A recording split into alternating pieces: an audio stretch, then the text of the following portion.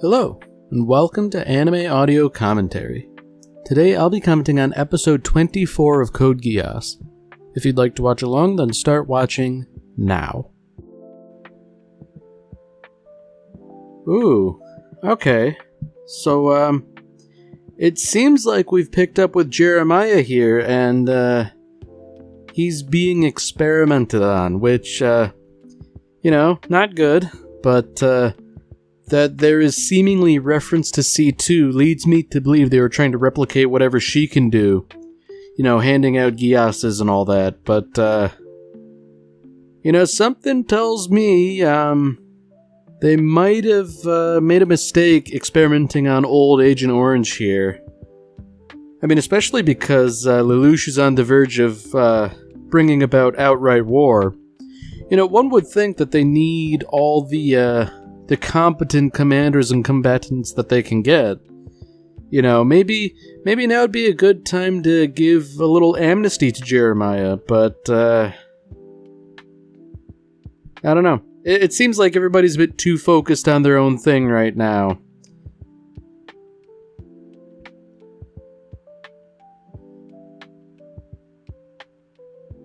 Ooh.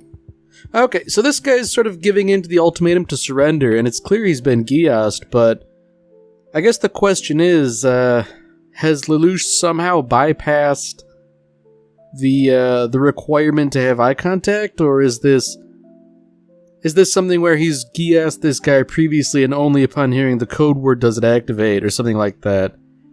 I mean, either way, this bodes poorly for Cornelia and her forces, because it seems like Lelouch is attempting to undermine a structure, which, if you're sitting on a structure, that's no good thing to have it be undermined.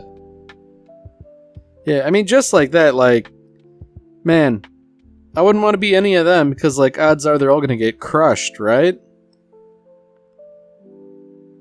Imagine if you have, a city on all these modular platforms, and then they all just sort of fall apart. Man, not an enviable situation, because just like that, in one fell swoop, all the battle lines are muddled. The Black Knights and their Confederates are, they're fine. They weren't in the blast radius, so to speak, but the Britannian forces, that's kind of it, right?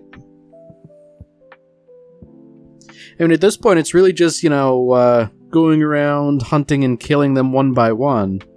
I don't see how they could really get, a coherent, counter-offensive going.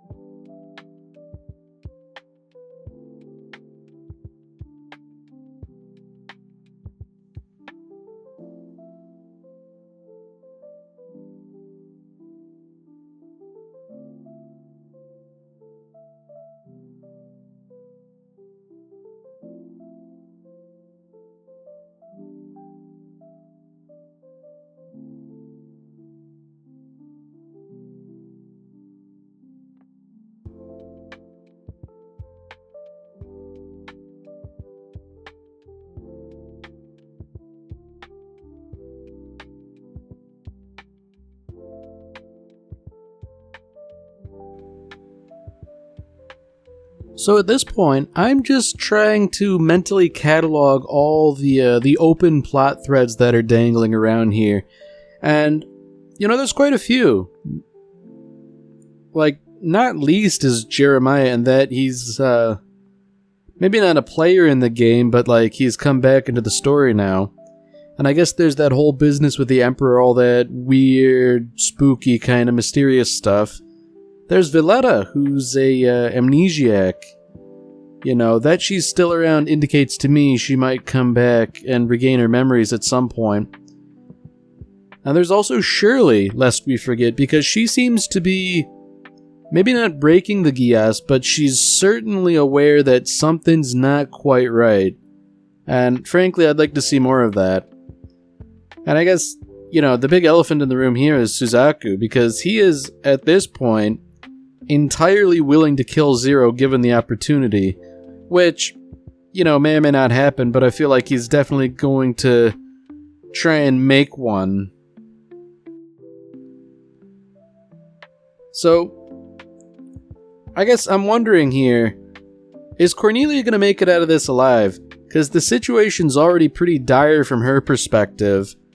And, you know, she's gotten out of a bunch of stuff before. But, you know, at this point, like, her subordinates are telling her, like, look, you gotta get out of here. You have to live. You know, if not for your own sake, do it for Euphemia because she died. And I guess it's nice that that managed to convince her. You know, she does have a heart, however much she tries to hide it, but something tells me Zero is going to be unwilling to let her escape given the opportunity. Ooh. So Ogi is, his mind's not on the mission, as it were. And that little shot of Villetta right there, the fact that she had been attacked and killed her attackers indicates to me that perhaps she's regained her memories and, you know, the associated military skills, which, you know, that's not good. I guess in part because she knows Zero's true identity. Like, I don't know how much weight that necessarily holds at this point in time. Oh. Wow. Okay, so Suzaku's really, he's really changed for him to just slug that guy. I believe he was a baron. So, like, man, that's something. I mean, the guy kind of deserves it for teasing him a bit during a conflict, but I don't think necessarily, like, pulling him into a punch like that was the rational course of action. Woo, buddy. So it really does seem like things are coming to a head. In, you know, every sense of the word, with the military conflict, people dying, Cornelia likely to be among them if I had to guess. Man. And I guess speaking of people dying, this reminds me, because, I mean, personally, I was talking about this on another podcast, but with Mao, you know, I don't think he's dead just because we saw him get basically shot up by a firing squad and he lived through that, and, you know, sure, C2 shot him in, like, the base of the skull, but we didn't see a corpse, so, I guess the best way to phrase it is, I wouldn't be surprised if he popped up again. If he's dead, and, you know, fine by me, but if he did crop up again, I would not be upset.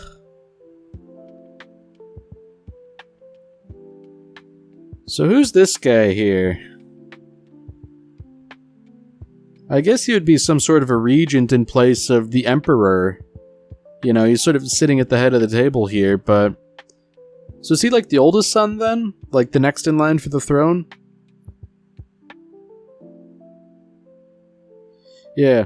I guess when you get down to it, this is really a big mess for the Britannian Empire. Because you have open revolt in Area 11, and leading up to that, you know, Euphemia kind of went off the rails from their perspective. Like, you know, if the other areas were to witness that the royals, particularly one who is regarded so highly, can just sort of snap and order a massacre like that, you know, maybe they won't do anything immediately, but the thought will be there. Because it's like, you know, even if the nicest among the people who rule over you are willing to massacre you like dogs, you know, maybe it is better to resist and die on your feet.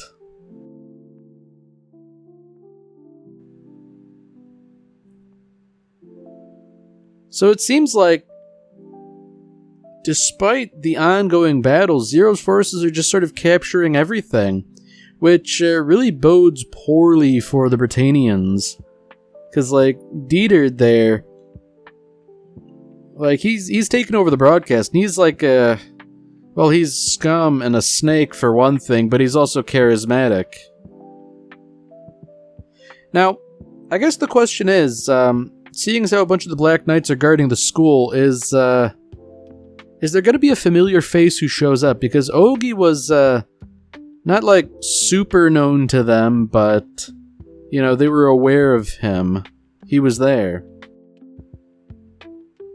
And I guess the question is, you know, with Callan and Zero here, is Shirley finally going to recognize Lelouch for who he is?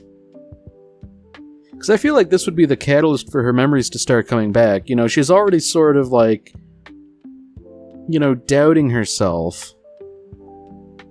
Although I guess this is interesting in its own way that Lelouch would show up personally to the school. I guess it makes sense that he would want to protect Nunnally, but that is, you know, essentially a weakness for him. One that Mao exploited earlier, but, you know, should someone learn about Nunnally, you know, she would definitely have a big target painted on her back. And, like, not to talk down to her, but I don't think she really has the tact to deal with it, much less the physical ability.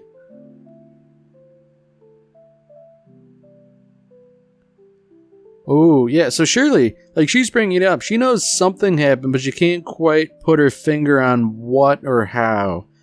And, you know, that's probably the worst part. Like, that she knows something is wrong. And I guess speaking of something being wrong, Suzaku's being awfully brutal. Like, I can't say I blame him much, you know, given everything that's happened lately, but, you know, it's certainly not like him. He wouldn't have done this before. So, yeah, Zero's got his work cut out for him. And then I guess there's this character, V2, I believe, she was called. And it's interesting that, you know, she sort of spills the beans on the Geass. And I guess, you know, Villetta now knows too. So, I guess it's interesting to see, like, once you know about the Geass, how much leverage does that really give you, you know?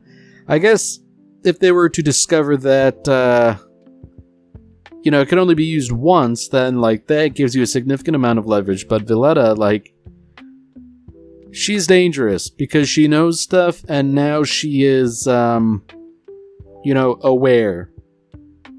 She could be a good sleeper agent, I suppose, still pretending to be the amnesiac, but I don't know if she could stomach it considering how she feels about having fallen in love with an 11, as she put it.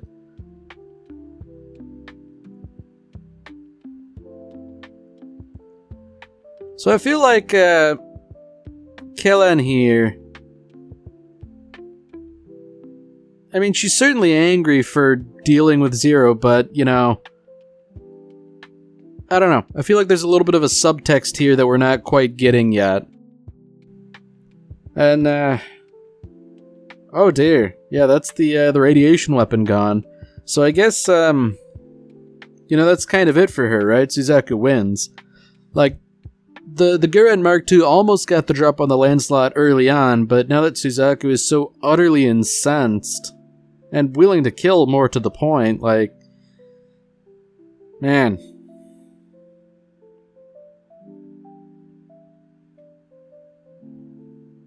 Alright, so this is something, you know, a one-on-one duel to sever all ties.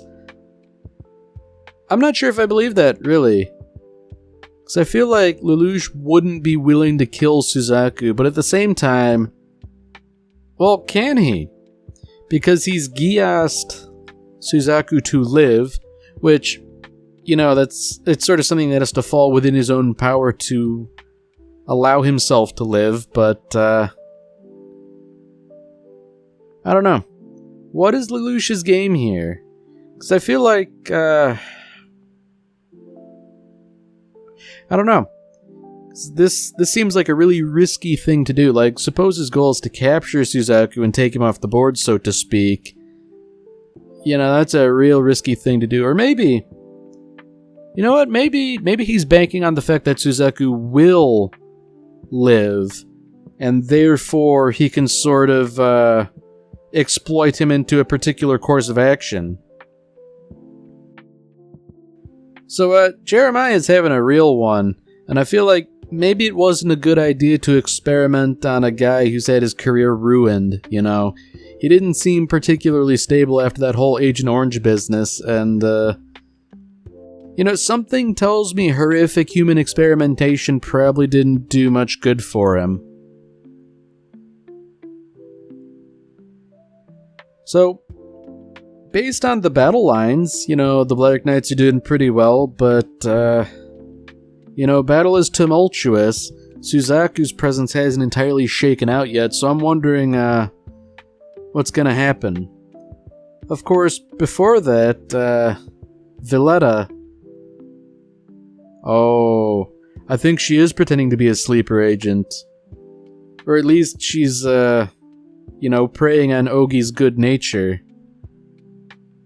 Man, all the plot threads are just coming together. This is crazy. I was thinking, how much can they really resolve in 2 episodes? But it seems like they're doing most of it. I mean, really, next we just need, a scene of, Charles v. Britannia and, Mao's corpse or something, and, that's gone through my whole list.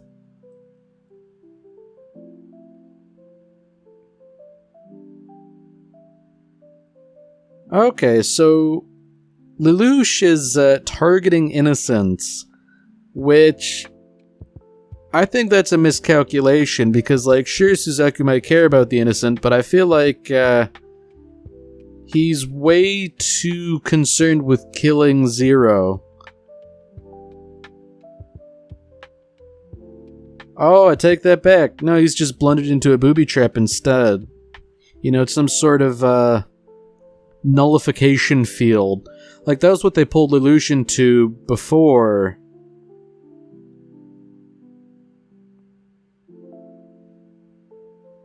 Okay, so I guess this was his plan, essentially, take him alive, take him out of the battle. Alright.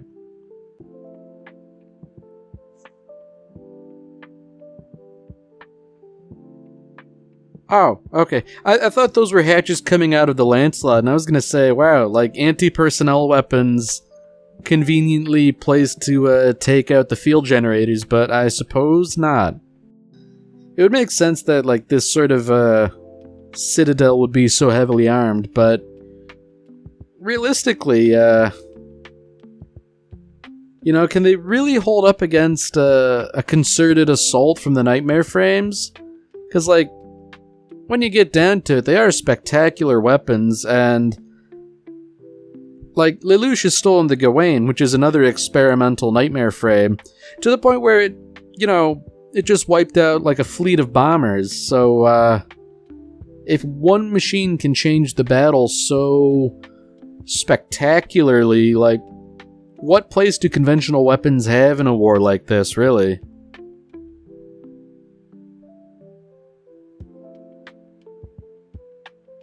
Okay, so I guess that's another plot thread. C2 herself, it's such a ubiquitous plot thread that I didn't really consider it, that we really don't know much about her, and what we do know is very mysterious in and of itself.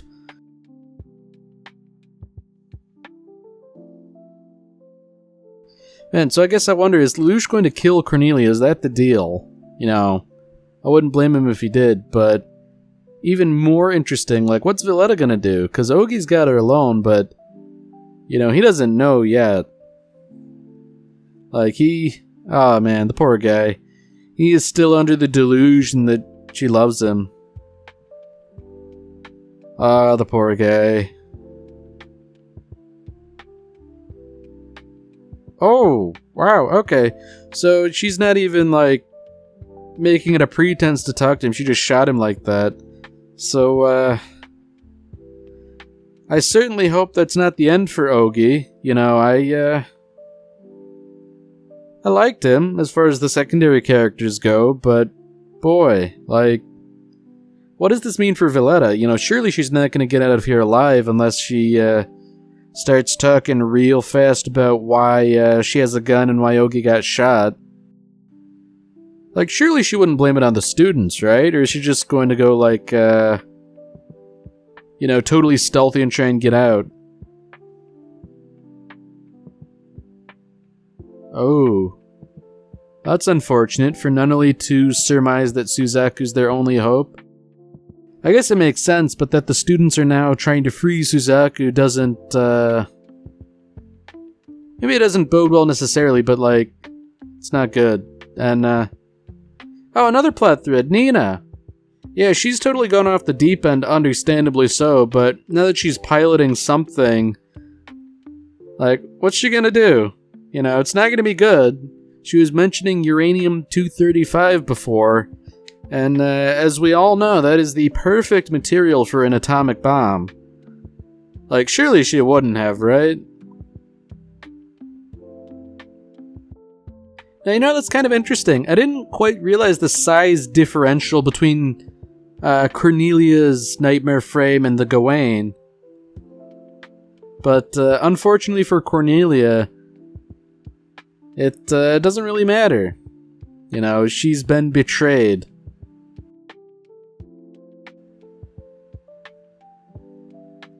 So,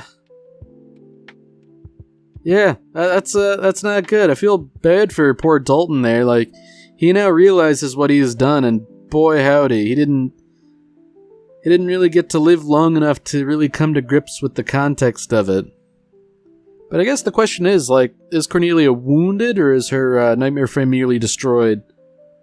Like, is that it? Is she, like, prisoner now? And then there's this V2 character who's showing up again.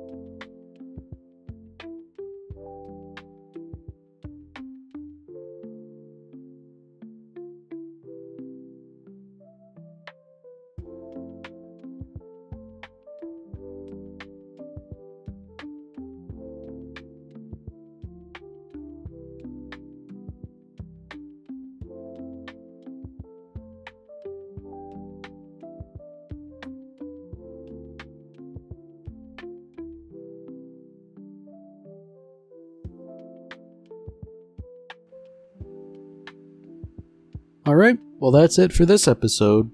If you've enjoyed it, then by all means, tune in for the next one. See you, Space Cowboy.